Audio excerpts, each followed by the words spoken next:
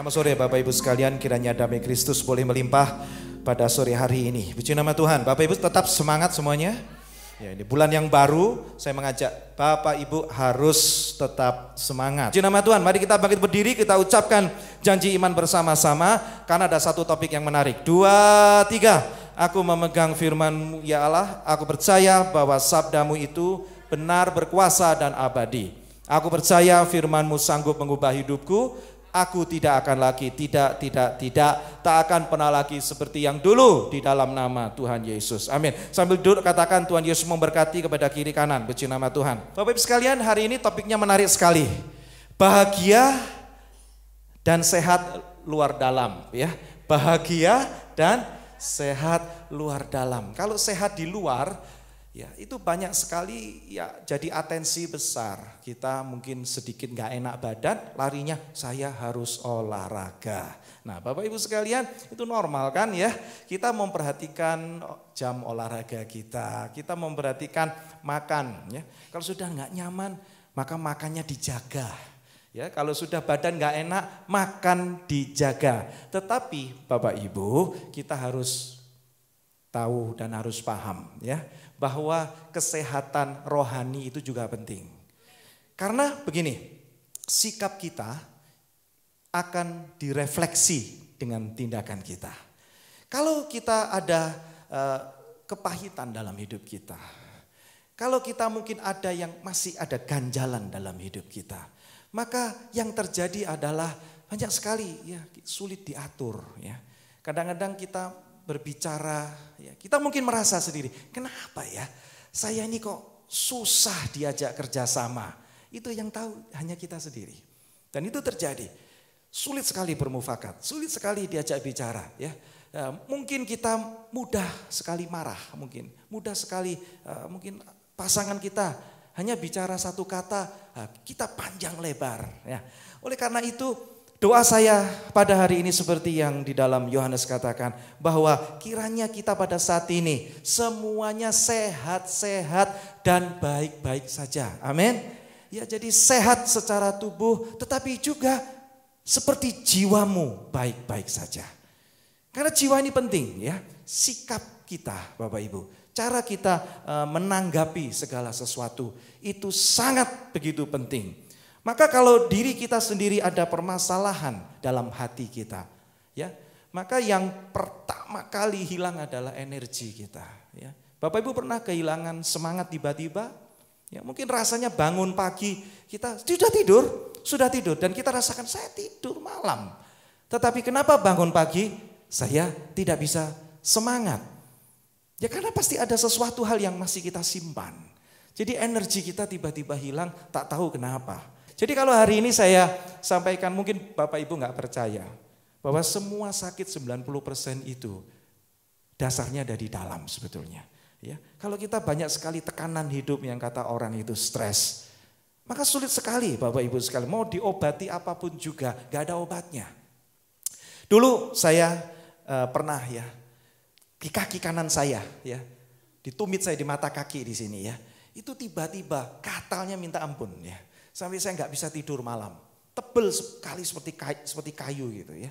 Nah tanpa saya sengaja kalau malam itu saya garuk ya, nggak tahu kenapa bisa begitu. Saya sudah pakai salep, tanya orang ini, salepnya apa ini nyembuhkan? Jadi kasih tahu dari salep yang paling murah sampai salep yang paling mahal, tetapi nggak sembuh-sembuh ya. Dan itu terus berulang, badan panas, nggak enak ya.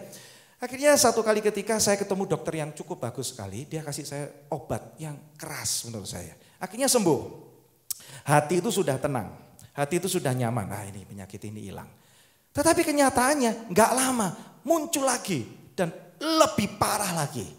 Lalu saya ingin berjumpa satu dokter yang memang dekat sekali dengan saya. Ya, saya sampaikan, ini saya tuh punya sakit ini sakit gatal ya.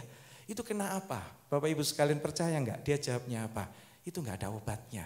Karena Pak Ibsan stres, dia bilang begitu. Dalam hati saya, orang seperti saya stres gitu. Saya enggak ada, saya enggak akuin itu. Begitu pula Bapak Ibu sekalian.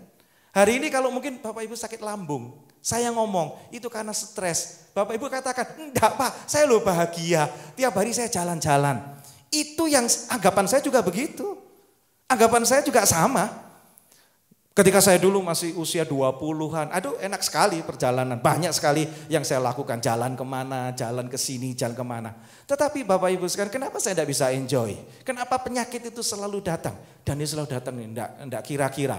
2 bulan kembali lagi, 2 bulan kembali lagi. Sehingga saya itu sampai akhirnya geram. Yang namanya kalau saya garuk itu saya garuk sampai keras sekali. Semakin hari semakin luka. Jadi ini yang saya sebut Bapak Ibu sekalian, kejadian yang ada di dalam itu ternyata membutuhkan honesty. Kenyataannya membutuhkan kejujuran. Kalau kita tidak jujur pada diri kita, seperti yang saya sampaikan hari ini ada penolakan. Mungkin Bapak Ibu katakan, enggak, saya enggak sakit ya. Saya loh enggak apa-apa, ya sama seperti saya. Saya nyaman-nyaman aja, pekerjaan lancar, tugas-tugas beres. Jalan-jalan juga ada dari kantor semuanya. Ya, kerjaan di manapun, ya bahkan di Surabaya, di Jakarta, pelayanan semuanya nyaman. Tetapi begini, Bapak Ibu sekalian, yang selalu khawatirkan adalah kenapa semakin hari ya tubuh saya ini semakin lemah, bergantung driver. Di mobil gampang sekali duduk langsung tidur gitu. Seolah-olah seperti kehilangan kayak nggak ada semangatnya. Tetapi sebenarnya juga enggak begitu yang terjadi. Lalu saya diingatkan ya, bahwa semuanya itu terjadi ya, karena ada sesuatu yang kita simpan dalam hati. Beberapa saat yang lalu Bapak, saya masih jadi gembala, seorang gembala junior pastor, masih muda sekali ya. Dan mungkin jangan-jangan bangunan ini pun juga belum selesai saat itu, masih belum pengalaman. Tiba-tiba ada pasangan suami istri nemuin saya ya.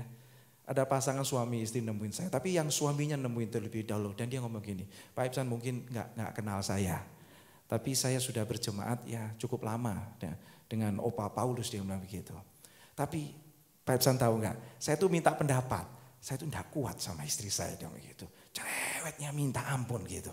Pak Ibsan ada caranya nggak? Loh ya biar sekarang ya. Saya katakan ya saya nggak tahu, solusinya bagaimana, jujur saya tidak tahu ya. Tetapi marilah kita berdoa. Nggak lama kemudian Bapak Ibu sekalian, hal terulang kembali. Saya akhirnya bisa sempat berjumpa dengan istrinya. Ya, saat itu sudah nggak ada diri, mungkin pindah keluar kota. Ternyata apa yang terjadi? Dia ngomong begini, saat dulu saya masih remaja, ya, saya pernah dekat dengan seseorang, dia bilang begitu. Dan saya disakiti dengan kata-katanya. Dia bilang, Bu, itu kan 20 tahun yang lalu ya, saya bilang. Iya, nah sih Bapak Ibu sekalian, segala sesuatu kalau enggak dibereskan, kalau masih kita simpan, itu akan berefek panjang. Kasihan orang yang ada di sekitar kita yang tidak tahu apa, yang tidak bisa mengerti. Jadi akhirnya ya tidak ada jalan keluar, kecuali pada saat itu benar-benar to be honest. Seperti akar yang pahit tadi. Maka firman Tuhan katakan di sini, jangan sampai itu tumbuh. Jangan sampai itu akar itu. Kalau ada racun masuk dalam tubuh kita, Bapak Ibu jaga hati. Disiplin, jangan sampai kena itu ngeracuni saya. Tetapi yang terpenting juga, kalau sampai dia berakar. Saya nonton National Geographic yang tentang hewan-hewan itu. Itu ada satu peternak kuda hias begitulah ya, yang bisa melompat indah dan segala macam. Tentunya mahal itu. Ketika dalam satu perlombaan, nggak tahu caranya dia melompat salah, atau bagaimana saya nggak jelas. Tapi intinya ketika kaki kuda itu landing, ya, itu kurang pas, yang menyebabkan kaki itu sakit. Dipanggillah dokter hewan ke kandangnya itu kan, supaya nggak repot-repot. Dibalut, dibersihkan, dikasih antibiotik. Tuntas semua urusan, beres. Tetapi permasalahannya kuda ini nggak bisa bertanding, ya kan? Kembali lagi penyakitnya. Ini lagi ada infeksi lagi. 2-3 kali diulang. Akhirnya si peternak tadi bilang ini harus dibawa ke rumah sakit hewan kan? supaya bisa lebih dilakukan prosedur yang panjang, mungkin dioperasi atau dibedah, dan ternyata betul Bapak Ibu sekalian, hal yang sepele, bahasa Jawanya telusupen itu. Ternyata bisa bikin infeksi dan dalam sekali setelah dibedah, dan memang itu ada infeksi di dalam. Ya dari situ saya bisa belajar, itulah akar pahit. Kalau kita tidak bedah dalam diri kita, kalau kita tidak temukan, kenapa saya sensitif? Kenapa kok saya melihat orang lain bahagia, saya tidak bisa? Kenapa? Why am I jealous? Kenapa saya ini jealous sekali? Melihat orang bahagia, saya rasanya tidak bisa. Bukan salah kita. Itu hal terjadi di masa yang lalu, tetapi akan mengganggu masa depan kita. Setuju semua, katakan amin? Mungkin kita tidak mengakui, seperti saya pun juga tidak, saya happy aja, saya bahagia, saya jalan-jalan.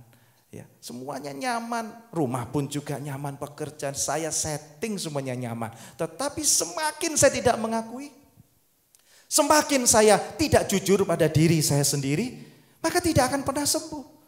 Tadi dokter tuh katakan, Pak Ibsan ini terlalu stres, ini obat ya. Bapak mau bayar berapapun juga, dan Bapak Ibu tahu kan, obat sakit kulit itu kan mahal sekali kan. Saya sampai akhirnya, masa sih obat begini jutaan loh. Tapi sembuh? Enggak. Dan keluar dari mulut dokter itu sendiri, Pak ini cuma ngurangi gejala. Bisa sembuh, tapi enggak akan total hilang. Kalau Pak Ibsan stres lagi, kembali lagi. Puji nama Tuhan, mungkin akhir-akhir ini setelah pandemi, saya bisa lewati masa pandemi ini dengan cara sukacita ya. Hampir rasanya kayak enggak ada rasa lemah, tidak ada sakit. Tetapi ini yang mau saya katakan Bapak Ibu sekalian, belajarlah untuk jujur, itu langkah pertama. Seperti yang Daud tulis, tulisan begitu indah. Mazmur 119 itu adalah sebuah mazmur yang ayatnya paling banyak. Coba kalau nggak percaya buka aja. 170 ayat atau berapa itu? 100 banyak sekali. Tetapi dari semua yang saya baca, muncul satu kata ini. Dia katakan begini, Tuhan ajar aku untuk tidak mendustai diriku. Janganlah ada dusta di dalam hidupku. Kalau Bapak Ibu sekalian ini terjadi kenapa? Ya tadi ditutup-tutupi. Lalu saya sadar, ternyata banyak sekali kejadian yang saya tutup-tutupi. Banyak hal yang sebetulnya, ayolah bisa dibereskan, tapi saya berusaha untuk bertahan. Saya berusaha untuk, sudahlah bisa dibereskan. Ketika timbul sebuah masalah, saya berusaha sekuat tenaga. Seperti Daud bukan? Satu kali ketika Bapak Ibu sekalian, Daud yang begitu warrior like ya. Orang yang sangat begitu ya boleh dikatakan powerful. Dalam peperangan apapun juga. Ya menang kalah. Tetapi gak ada ceritanya Daud itu lemah. Gak ada, bahkan dia sampaikan ketika peperangan terakhir dia bilang, aku mau menguatkan diriku. Ingat semuanya di Siklag? Orang sekali berdaud akhirnya pun dia harus mengaku ya bahwa satu kali ketika menjelang usia di pertengahan, hampir setiap minggu Bapak Ibu dia sakit. Ya mungkin dia katakan saya salah, saya apa? Saya dulu saya masih muda, saya kuat sekali. Ketika dulu saya bekerja dengan giat sekali. Tapi ada apa dengan diri saya? Ada rasa, ada sesuatu yang ganjel. Maka tertulislah ayat yang kita baca ini. Dia katakan sama Tuhan, Tuhan ajari aku untuk tidak mendustai diriku sendiri. Tapi saya percaya kalau hari ini Bapak Ibu terus terang sama Tuhan, maka ada kasih karunia Tuhan yang limpah dalam hidup kita. Caranya bagaimana? Jujur. Tuhan, aku ini gampang sekali tersinggung. Tuhan, aku ini tidak mudah diajak bicara. Aku bukan seorang pendengar yang baik. Aku cenderung menguasai pembicaraan.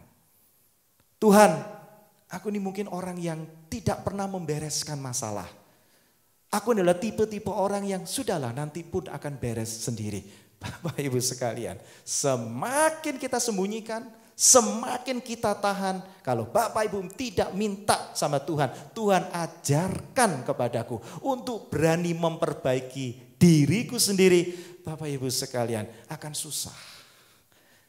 Yang jadi akibat adalah fisik kita. Ya, kehilangan produktivitas. Sekarang kalau ditanya kenapa kita di kantor, kenapa hilang produktivitas kita? Bapak Ibu tidak mungkin bisa menemukan. Saya sudah kerja dengan baik loh. Saya sudah sungguh-sungguh. Lihat, saya sudah on time. Semuanya hampir gak ada kesalahan. Bapak Ibu kehilangan imunitas. Saya biasa, tidak ada sakit, saya bisa lawan penyakit ini. Tapi sekarang rasanya lemah diri saya. Bukan berubah Bapak Ibu sekalian. Bukan seperti semakin tua, ya mungkin juga usia. Tetapi penyebab utamanya adalah karena ada yang kita simpan. Ada akar pahit yang terjadi 10 tahun yang lalu. Mungkin ada orang yang mengatakan sesuatu tidak pas. Kenapa Bapak Ibu ketika melihat orang lain lebih dari kita? Kenapa tidak kita bisa celebrate bersama-sama? Kenapa tidak kita bisa, kamu diberkati. Bapak Ibu sekalian, kalau Tuhan bisa berkati lain orang, bukan berarti Tuhan gak bisa berkati kita. Amin. Ya sudah biarkan Tuhan berkati dia. Kenapa usahanya jalan? That's okay, no problem. Minta sama Tuhan. Kalau Tuhan berkati lain orang, Tuhan juga berkatilah saya. Ada amin semuanya? Tapi dalam pemikiran kita seolah-olah Tuhan itu cuma bisa kasih satu berkat saja. Kuasa Tuhan tidak terbatas. Tidak perlu Bapak Ibu jealous. Tidak perlu Bapak Ibu iri. Tidak perlu Bapak Ibu kepikiran. Ujung-ujungnya gak bisa tidur. Bapak Ibu bangun dengan buka mata, tidak dalam keadaan fit Bapak Ibu sekalian. Dan Bapak Ibu bisa menertawakan diri sendiri. Kenapa saya sakit? Alasannya enggak ada. Alasannya sama sekali tidak. Kecuali Bapak Ibu mau jujur pada diri sendiri. Minta sama Tuhan. Tuhan, ya, ajar aku untuk tahu kekuranganku ini apa. Kalau hari ini Bapak Ibu asal mau saja. Asal mau. Dan Bapak Ibu, to be honest saja. Jujur pada diri sendiri. Saya yakin, saya percaya. Tidak akan Bapak Ibu terus penuh didera sakit penyakit. Saya ini sampai akhirnya jadi rasanya menyerah ya. Tiap 2 minggu Bapak Ibu tahu selalu sakit tenggorokan. Akhirnya jadi kebiasaan. Dari yang ringan sampai yang berat gitu.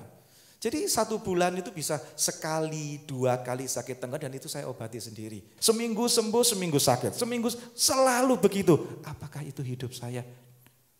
Tapi sekarang saya bersyukur Bapak Ibu sekalian ya. Itu ketemu sama dokter bilang gini, Pak ya, cobalah ya.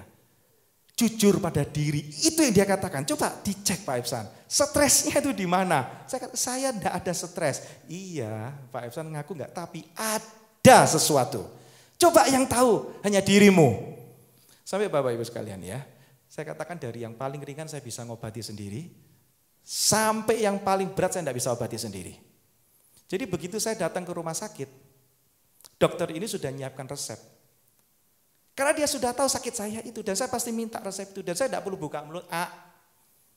Dan saya tidak perlu katakan saya sakit apa. Pak Epson mau obat ini ya. Tapi saya katakan, saya bisa tulis ini sampai tahun berapapun bisa setiap 6 bulan sekali. Tapi itu bukan jalan keluarnya, dia bilang begitu. Cara yang terbaik adalah jujur pada diri sendiri. Mau semuanya hari ini? Kalau Bapak Ibu jujur, ya ini kekuranganku. Kenapa aku mudah menyerah? Mungkin kita dulu ya.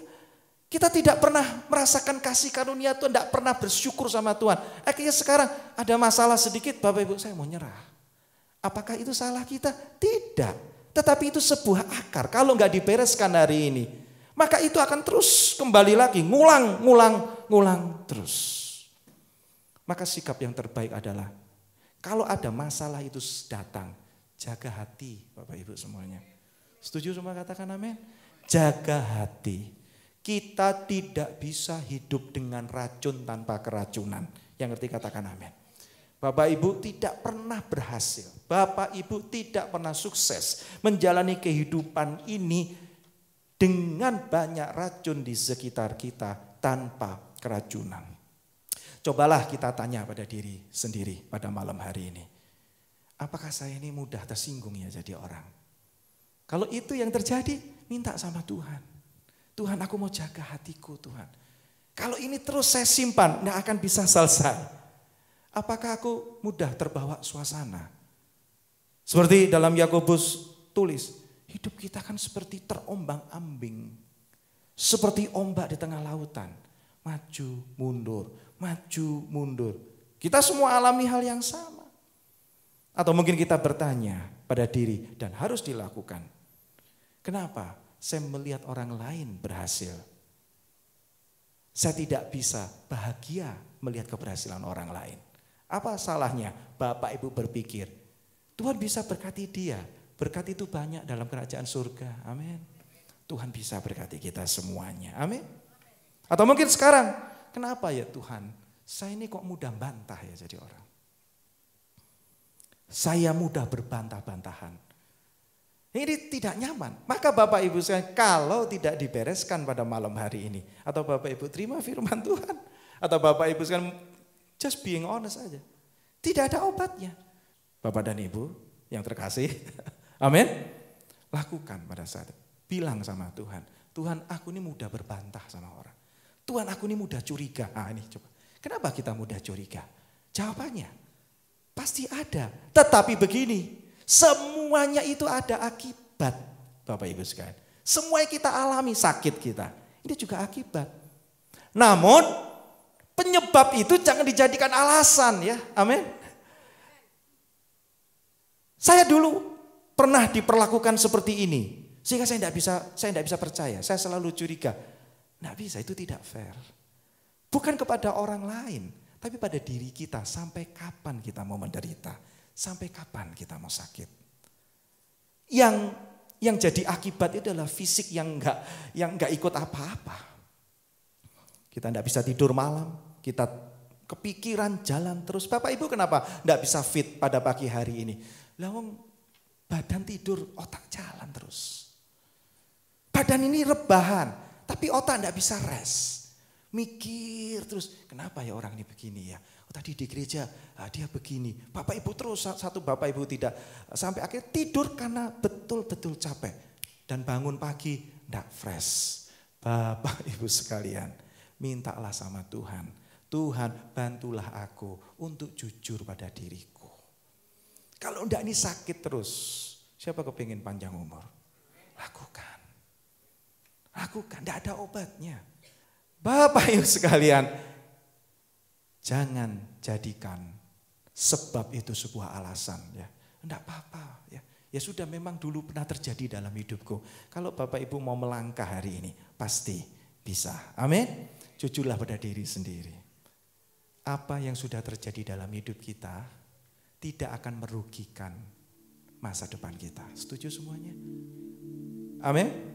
Saya katakan lagi, apa yang terjadi dalam hidup kita, Bapak Ibu berpikir ya, saya rugi kenal kamu.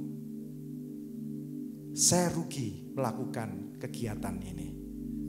Semua yang terjadi tidak akan merugikan hidupmu.